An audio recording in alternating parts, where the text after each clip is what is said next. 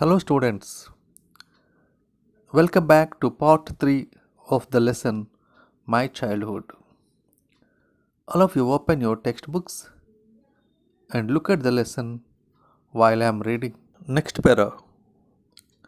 After school, we went home and told our respective parents about the incident.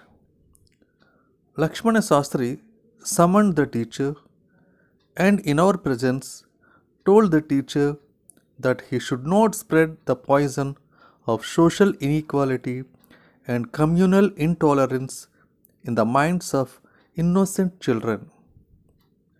He bluntly asked the teacher to either apologize or quit the school and the island. Not only did the teacher regret his behavior, but the strong sense of conviction Lakshmana Sastri conveyed ultimately reformed this young teacher. Here, in this passage, after the school, Kalam and his friends went home and told their parents about the incident took place in their class. Immediately, Ramanatha Sastri's father, Lakshmana Sastri, called the teacher and told him not to spoil the innocent minds of their children by showing social inequality and hating the other castes and religions. Lakshmana Sastri seriously asked the teacher to say sorry or to go away from the school and the island. The teacher felt sad about his behavior and finally he changed his mindset. Next para. On the whole, the small society of Rameswaram was very rigid in terms of the segregation of different social groups.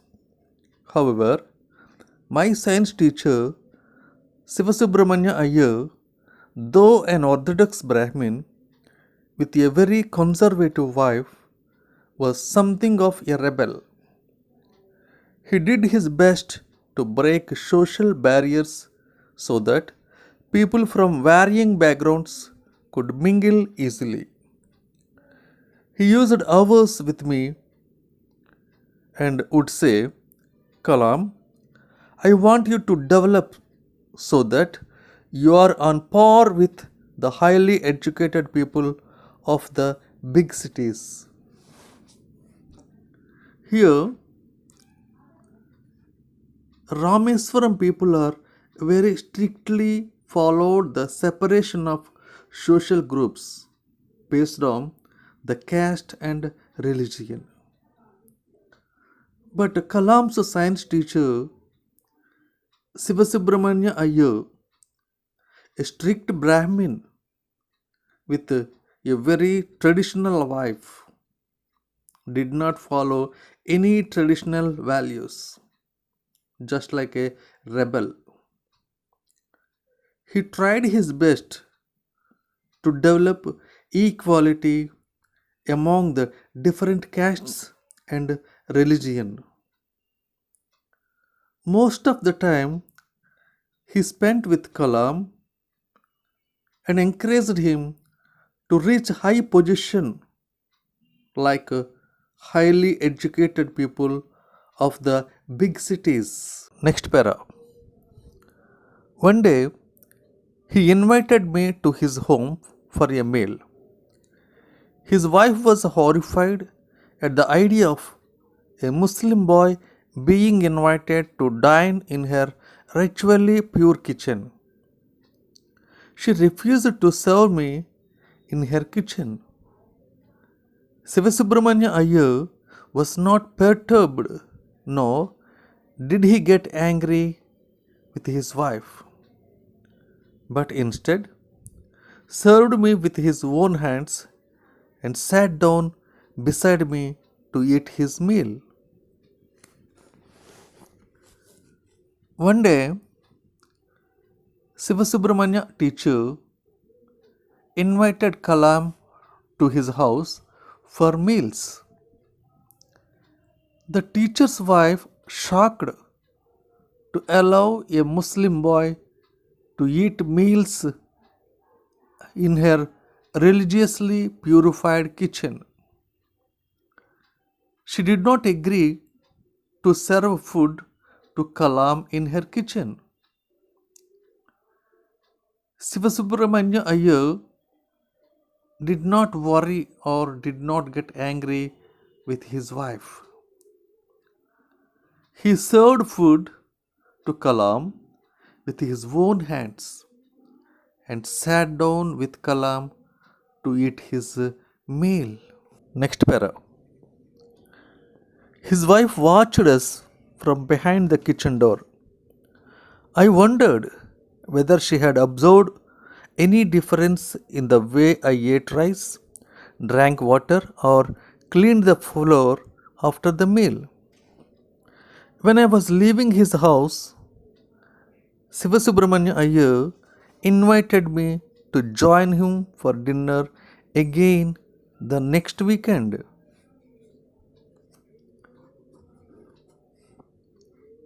Master's wife observed everything from behind the kitchen door.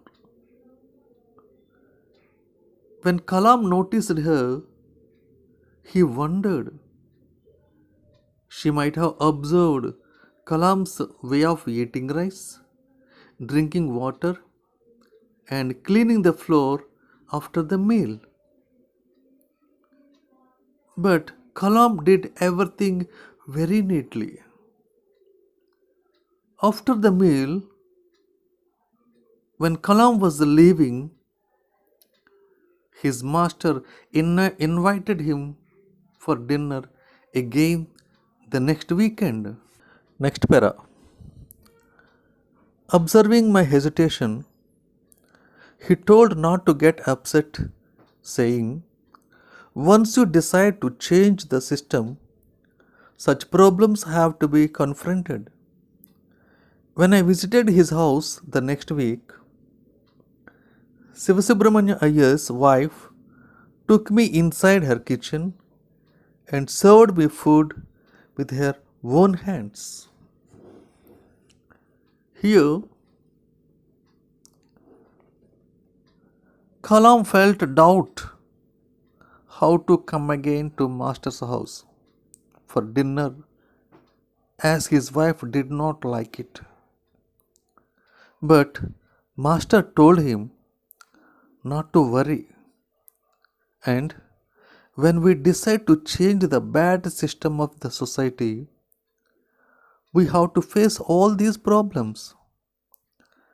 When Kalam visited Master's house the next week for dinner, Master's wife took Kalam inside her kitchen and served him food with her own hands. Next para.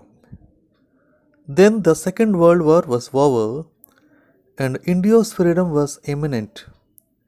Indians will build their own India, declared Gandhiji. The whole country was filled with an unprecedented optimism. I asked my father for permission to leave Rameswaram and study at the district headquarters in Ramanathapuram. Here, the Second World War was stopped, and within a few days, India will get freedom. Gandhiji declared it. Indians will build their own India. The entire country was filled with an unexpected hope. At the time, Kalam asked his father for permission to go and study at the district headquarters in Ramanathapuram. Last para.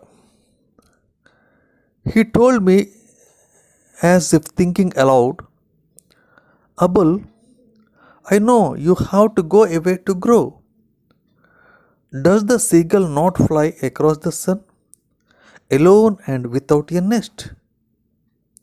He quoted Khalil Gibran to my hesitant mother. Your children are not your children. They are the sons and daughters of life's longing for itself. They come through you, but not from you. You may give them your love, but not your thoughts, for they have their own thoughts. Kalam's father accepted the idea of Kalam as he has to go away to grow in life. He mentioned about the seabird. It cannot fly all the time across the sun alone without a nest. Means, if you go away for your future, you should not forget your parents and home. Kalam's mother did not like to send him away from home. In this situation, Kalam's father explained a quotation of Khalil Gibran to his wife. Children are not our children. They are the sons and daughters of life. They come through the parents, but not from them. Parents may give them their love, but not their thoughts, as children have their own thoughts to grow in this world. These are the few incidents of Kalam's childhood. Dear students, all of you turn your textbooks to page number 158. Here, in the vocabulary part, Roman number 1, you have to replace the underlined words with the words given in the box and read them.